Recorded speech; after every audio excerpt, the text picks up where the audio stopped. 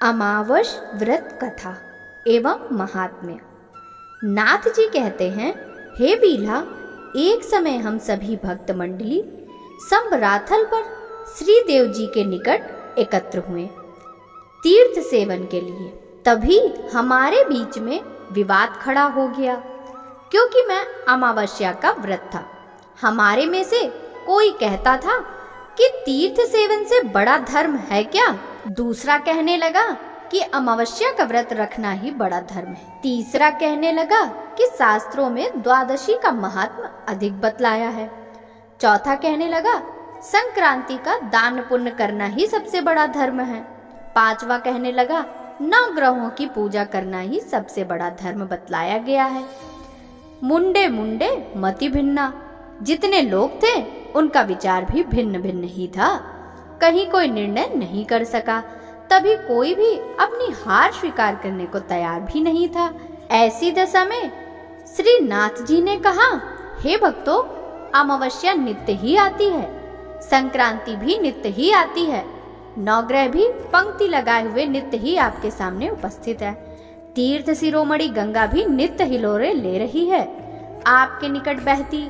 आप लोग व्यर्थ में विवाद क्यों कर रहे हो। एक वाक्य को श्रवण कर सभी विवादी प्रसन्न हो गए और हर्षित होकर कहने लगे, नाथ जी ने हमें जिता दिया, हमारी ही बात का समर्थन किया है। आप लोग श्री नाथ जी की बात को समझ नहीं पाए हैं। नित्य प्रति अमावस्या एवं संक्रांति कहाँ आती है, ये तो 1 माह बाद आती है, तथा 9 ग्रह भी एक साथ पंक्ति लगाकर कैसे बैठ सकते हैं, तथा तीर्थ गंगा स्नान आदि भी नित्य प्रति सुलभ कहाँ है। हे विला, इस प्रकार की वार्ता सुन श्री नाथ जी के सन्मुख हुए और कहने लगे, हे महाराज, नाथ जी की बात का उत्तर चाहते हैं।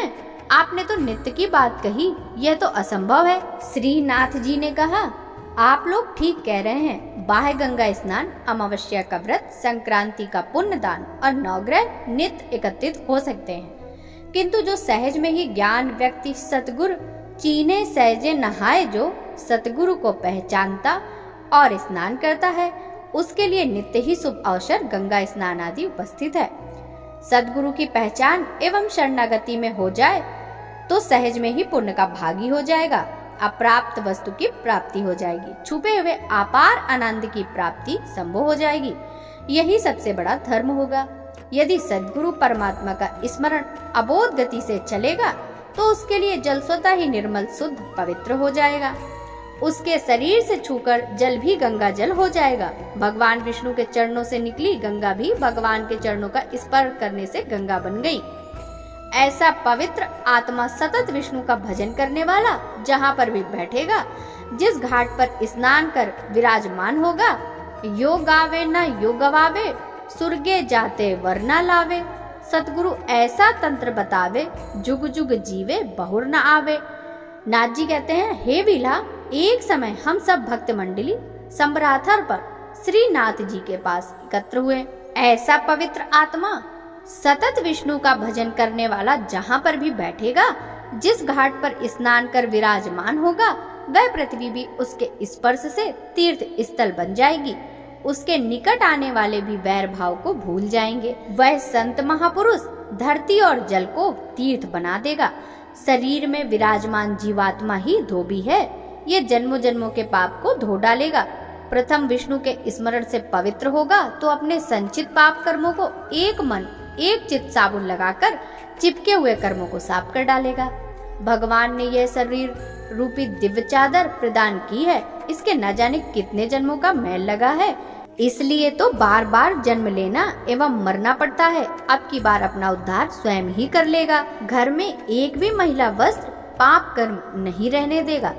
द्विधा वृत्ति का त्याग तो तभी हो सकेगा जब आत्म साक्षी का होगा। जब उसे एक बार दिव्य खजाने का पता लग जाएगा तो फिर संसार के विषयों में नहीं टिकेगा, एकाग्र वृत्ति युक्त हो जाएगा। ऐसी दशा में शरीर रूपी वस्त्र में छिपी हुई जीवात्मा अति आनंद को प्राप्त होगी। ऊपर नीचे चहुदिशी दृष्टि का प्रसार करेगा तो सर्वत्र एक ही सच्चित आनंद रूप ब्रह्म दृष्टि, जिससे तिल में तेल एवं फूल में सुगंधी रहती है, उसी प्रकार से 5 तत्वों में उसी गोचर का होगा। जिस प्रकार आकाश विद्यमान है, आकाश, वायु, तेज, जल और धरणी से ही सृष्टि का निर्माण हुआ है। उन्हीं पांचों से चेतना उसी परमात्मा की ही है, ऐसा अनुभव करेगा। मेघों से जब आकाश भर जाता है, वर्षा होने लगती है और बिजली चमकने लगती है, वह एक ही होती है। उसी प्रकार से शरीर में भी जीवात्मा एक चमक ज्योति की तरह है, एक क्षण में ही प्रवेश करती है तथा जब शरीर से ज्योति बाहर निकलती है तो बिजली के चमकारे की भांति प्रति शीघ्र ही निकलकर आकाश शून्य में विलीन हो जाती है। परम तत्व प्राप्त पुरुष परम शांत होता है। हे सज्जनों, तुम्हारे तरह उछल कूद वाद विवाद नहीं करता। जब तक तुम उस परम तत्व की प्राप्ति नहीं हुई तब तक वह अधूरा ही है। वह चाहे दुनिया की सभी वस्तुएं प्राप्त क्यों न कर ले। अहंकार शून्य परम भक्त वह ना तो किसी अन्य के गुणगान ही करेगा, न ही किसी के प्रशंसा के गीत गाएगा और न ही अपने अहंकार की पुष्टि के लिए दूसरों से गमाएगा। ऐसा व्यक्ति मोक्ष की प्राप्ति में देरी नहीं करता। सद्गुरु कहते हैं, मैं तुम्हें ऐसा तत्व बतला रहा हूँ, जीवन जियोगे युगो युग तक युक्त पूर्वक आनंदित होकर और शरीर शांत हो जाएगा तो पुनः जन्म मरण के चक्कर में नहीं आओगे। हे लोगों, यही धर्म महान धर्म है, इसी का ही आचरण करो। वीला कहता है, हे गुरुदेव, आपने उच्च कोटि के साधक की बात बताई है, किंतु साधारण जन के लिए अमावस्या व्रत, गंगा स्नान आदि का भी महात्म बतलाने की कृपा करें, क्योंकि 29 नियमों में से एक नियम अमावस्या व्रत करने का भी तो है। नाथ जी कहते हैं, एक समय संबरातल पर विराजमान श्री देव जी से मेरठ के राजा एवं सारियों ने यही प्रश्न पूछा था। श्री देव जी ने अमावस्या व्रत का महात्म बतलाते हुए एक प्राचीन इतिहास बतलाया, वही मैं तुमको बतलाता हूँ। काशी में सोमदत्त नाम का एक ब्राह्मण रहता था। उसकी धर्म पत्नी एवं एक लड़का था, एक लड़की। ये चारों जने गंगा स्नान करते समय भगवान का भजन परम श्रद्धा विश्वास के साथ करते। एक दिन उनके पर में एक यति आया। उन चारों जनों ने उनके चरणों में मस्तक झुकाया। उस यति ने उनको आशीर्वाद देते हुए इस प्रकार से कहा। प्रथम ब्राह्मण को आशीर्वाद देते हुए कहा, सौभाग्यवती हो। जब उसकी कुंवारी कन्या ने मस्तक झुकाया तो यति ने कहा, चिरंजीव हो। ब्राह्मण ने पूछा, हे यति, ऐसा भेद क्यों? यति ने कहा, मेरा वचन असत्य ना हो, जन मैंने जो होनहार है वही कहा। ब्राह्मणी बोली, वह होनहारी क्या है? यति कहने लगा, इस कन्या का पति जब चौथा फेरा लेगा तब मृत्यु को प्राप्त हो जाएगा, इसलिए मैंने इसे सौभाग्यवती नहीं कहा। ब्राह्मणी कहने लगी, हे यति, यदि आपको इस बात का पता है तो यह भी बतलावें कि क्या इसका कुछ उपाय भी हो सकता है। यदि कोई उपाय है तो अवश्य ही बताएं। यदि ऐसी दुर्घटना हो गई तो हम तो सभी रो रो कर मर जाएंगे। यति कहने लगा, हाँ, एक उपाय अवश्य ही है। कदली वन में एक गुजरी रहती है। वह धन ऐश्वर्य से संपन्न है। नित्य प्रति अभ्यागतों को भोजन देती है, जिसके यहाँ सदा व्रत चलता है। वह गुजरी अमावस्या का व्रत विधि विधान से करती है। यदि वह यहाँ आ जाए, एक अमावस्या व्रत का फल प्रदान करे तो अवश्य ही तुम्हारी कन्या का पति जीवित हो जाएगा। ब्राह्मणी ने कहा, हे यति जी, आप ही प्रमाण हैं, किंतु वह धन ऐश्वर्य से संपन्न हमारी झोपड़ी में क्यों आएगी? यति ने कहा, वह अन्य धनवानों जैसी मद में अंधी नहीं है, आप अवश्य ही जाओ, वो जीव है, अवश्य ही तुम्हारे दुख से द्रवित होकर चली आएगी। ऐसा कहते हुए वह यति तो चला। वृद्ध ब्राह्मण ने अपने पुत्र को पास बुलाया और यति की बात बताते हुए कहा, बेटा, तुम वन को जाओ और गुजरी को यहाँ बुला लाओ। मैं तो वृद्ध हो गया हूँ, मेरे से तो चला नहीं जाएगा। आज्ञाकारी बेटा अपने पिता की बात मानकर माता पिता को प्रणाम करके कदली वन में चला गया। बीच में अनेकों वनों को पार करते हुए वन की शोभा निहारते हुए कई दिनों के पश्चात कदली वन में प्रवेश किया। गुजरी के स्थान को देखा, वह अति प्रसन्न हुआ। वहां पर सदा व्रत बांटा जा रहा था। ऋषि, ब्रह्मचारी, साधु, संत भिक्षा लेने आते थे। उन्हें प्रेम से भिक्षा मिलती। वे लोग तो भिक्षा प्राप्त करके चले जाते। उन्हीं की लाइन में वह काशी का ब्राह्मण पुत्र खड़ा होकर भिक्षा प्राप्त कर लेता है। यह नित्य प्रति की क्रिया हो चुकी थी। वह ब्राह्मण जिस कार्य हेतु आया था वह तो सफल होता नहीं दिख रहा था। भीड़ भाड़ में मिलना, वह भी अपने स्वार्थ के लिए, हो सकता है असफलता ही हो जाए। जब किसी भी प्रकार से गुजरी से मिलना ना हो सका, ब्राह्मण ने मिलने का एक सरल उपाय ढूंढ निकाला। वह सेवा करना ही था। सेवा कार्य करना प्रारंभ कर दिया। ब्राह्मण ने देखा कि लोग पगडंडी पर आ जा रहे हैं, किंतु मार्ग साफ नहीं है। मार्ग पर खाद, गोबर, कंकड़, पत्थर बिखरे पड़े हैं। चारों तरफ से घास उगाई है। मार्ग छोटे हो गए हैं। सेवा का कार्य अपने आप ही खोज लिया और सेवा में लग गया। दिन में तो विश्राम करता और रात्रि में जब सभी सो जाते तो ब्राह्मण बालक मार्ग में सफाई करता, झाड़ू लगाता, कंकड़ पत्थर चुन चुन कर हटाता, घास काटकर मार्ग चौड़ा कर दिया। आने जाने वाले आगंतुकों के लिए मार्ग सुमार्ग हो गया। सभी ने आश्चर्य प्रकट किया कि ऐसा कौन परोपकारी होगा जो इस कार्य को संपन्न कर धीरे धीरे बात गुजरी तक पहुंची। एक दिन गुजरी ने अपने सेवकों से कहा, वह कौन है जो सेवा कार्य कर रहा है? उसे पकड़कर मेरे सामने उपस्थित करो। हमारे ऊपर बड़ा भारी एहसान हो रहा है। एक रात्रि में उस ब्राह्मण बालक को पकड़कर गुजरी के सामने उपस्थित हुए। ब्राह्मण बालक तो मिलना ही चाहता था और उन्होंने यह कार्य सहज ही करवा दिया। गुजरी बोली, हे ब्राह्मण, आप कहाँ से और किस हेतु आए हैं? आपके अयोग्य यह कार्य कर रहे हैं।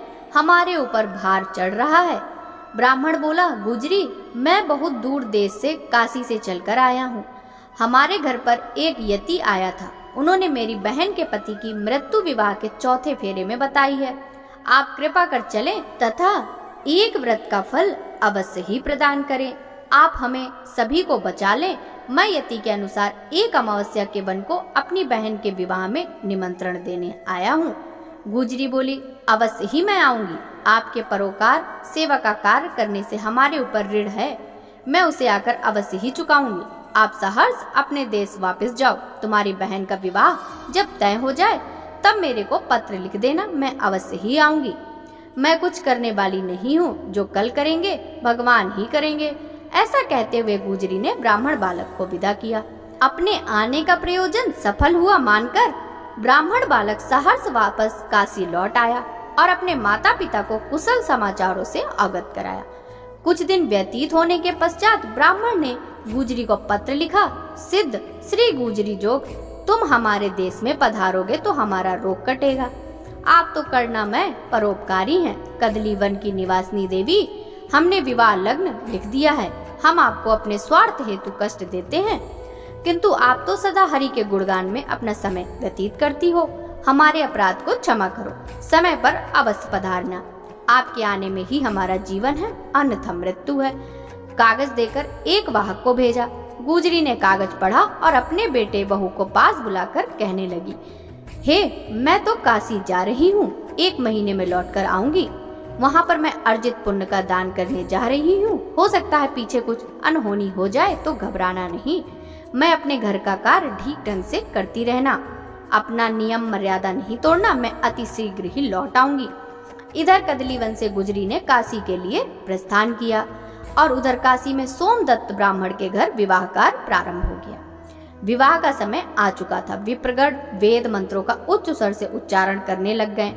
अग्नि में आहुति दी जाने लगी। ज्यों ज्यों समय निकट आने लगा त्यों त्यों सोमदत्त की चिंता बढ़ने लगी।